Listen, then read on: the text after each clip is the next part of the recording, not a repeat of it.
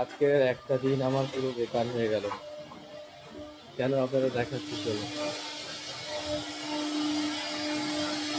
এই খাটের ডিজাইনটা আজকে দুপুরের মধ্যে কমপ্লিট হয়ে যাওয়ার কথা, কিন্তু আজকের এতবার ইলেকট্রিক গেছে, এখন এই ডিজাইনটা কমপ্লিট হয়নি। এখনো 1-1.5 ঘন্টা সম্ভবত সময় লাগবে।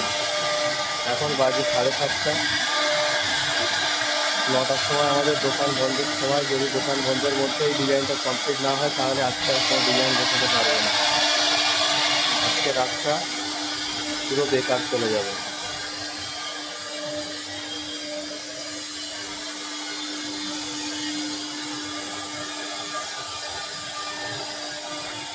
আজকে রাতে ডিজাইন না কমপ্লিট করতে পারলে প্রচুর কাজের চাপ আছে, অবস্থায় পড়ে যাবে।